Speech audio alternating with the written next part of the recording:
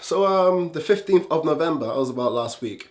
The day itself was actually quite good. Cool wrestling show, Endeavor. The day before that, I was wrestling myself on a show called Potential. All awesome. I'm gonna take you back to the 15th though. It's actually the birthday of a really close friend of mine. Heck, my closest friend. And she legitimately means the world to me. I can't give you adjectives to describe the pedestal I place this woman on. She is the best. She's the best woman I know. The genuine. I think genuine is one of the key words because bar my family, she's the only person that says when I care about that says, Alex, I care about you, I 100% believe it. When she says, Alex, I love you, I 100% believe it. And people always lie and say, hey, I care about you, hey, I love you. And you can see right through it and you don't believe it. And when she said it, I believed it. And it gave me a warmth that connected with me. And it still does. And she is the best person I know. But I'm making a mistake, aren't I? I'm speaking in the wrong tense. It doesn't take an Einstein to figure out that the title of the video says suicide and the effects of it. You see, we've been looking at saying, hey, suicide is bad, suicide is awful, but no one actually really looks at the effects of it. And I lost a friend about 6 months ago to suicide. It's not been easy. I've never been the same. I will never be the same. I've gone through the trials and tribulations, and to be honest, I'm just starting to have it set in because I've done the whole it's all my fault thing. I've blamed myself for it. I've blamed other people. I've been angry at her, been angry at myself. And the changes it's had on me seems like they're going to be permanent, and the effect it's had on me, because one of the things I always remember is when I said, hey, I want to try out this wrestling thing. First thing that she said to me was, I'm going to die. And she's not wrong. I've had a few near brushes with everything going wrong with my health and all that stuff as well, but she didn't like the idea of it. She thought I was being unsafe, she thought I was being reckless, she thought I was wasting my life. And she saw a picture of me wrestling and she sent me a message and she said, hey, you generally look really happy in this picture. If this makes you happy, then please do your best, try your best, and I guess be the best. And I was like, oh, okay, cool, thanks. And she goes, I love you, you are 100% awesome, keep going forward, you're the best. And she normally sends those messages to me anyway, like once or twice a week, and I'll be like, yeah, awesome. Ammunition, let's take on the world. Yeah. That was the last message I got from her. And I found out 2 days later that she had taken a drug overdose. And I didn't see that coming. And I like to think of myself as a guy that can read people fairly well. I like to think of myself as a good judgment of character. I like to see myself as someone that knows when someone's going through a hard time, and I had no idea. I still have no idea. And there's questions and there's answers, and the answers don't match the questions, and there's so many things that's going around in my head on a daily basis. I have not been the same Alex Cupid. I've not been the same individual. During that time frame, there's people who I really should have said, hey, I'm going through this, and I didn't. There's people that I should have pulled aside and said, my friend is no longer with me, and I feel really scared. And I said nothing. I kept quiet. And it feels like I've been stabbed in the chest and I just can't heal. And the pain that I'm going through at the moment is minuscule in comparison to the pain that her family must be going through. Because they've lost a daughter that they've had for 22 years.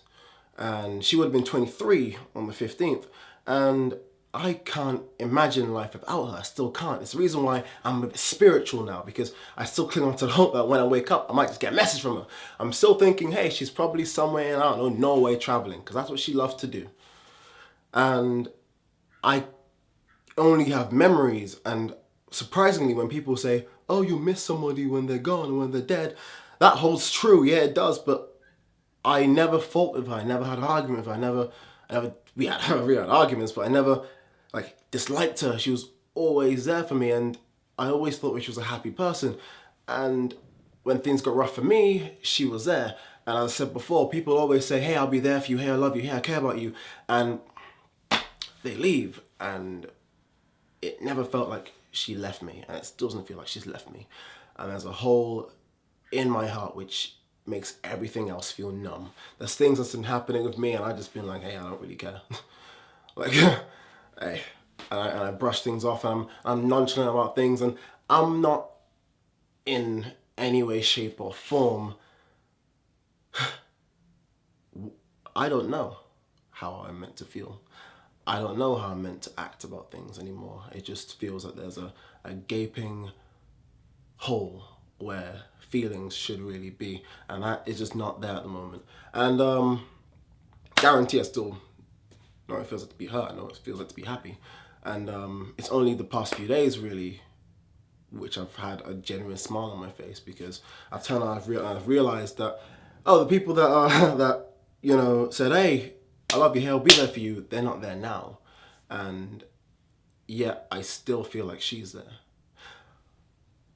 It's one of those things where I really don't know what to do. I don't really know how to move forward, and moving forward has been the thing that she lived by. She said, always forward. And again, I'll watch a show called Luke Cage, and I hear the guy say, forward always. I'll make that into my little slogan for wrestling. And she really crafted together my character accidentally. And I'm praying that she sees this somehow, because I want her to see that in the future, hey, Alex Cooper does make something of himself. It might not be what you want me to be, but it's something that I can look in the mirror and say I'm proud of. And when I smile, it's genuine. It's not a fake smile. I'm not putting over a mask to say I'm upset. And that's what brings me to making this video. It's because it's Movember. We're trying to help men, and we're supporting men's mental health. Yeah, we should be supporting mental health, full stop.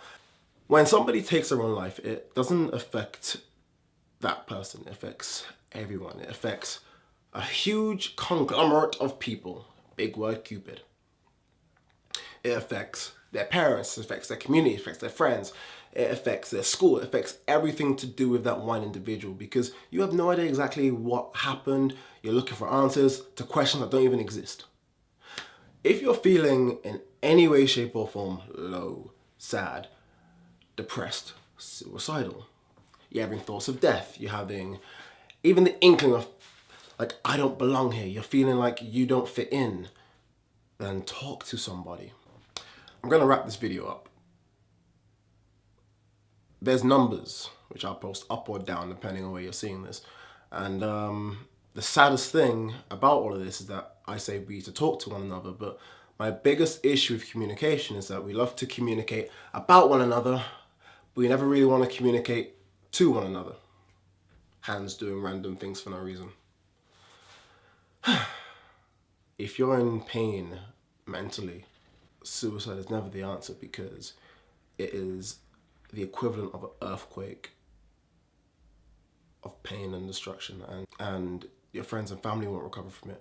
And I can guarantee that even though some of the stuff I said in this video isn't even coherent, there's a reason why I don't have a script for this video. It's because I can't make a script for this video. It's just something that I have to just say. Thanks.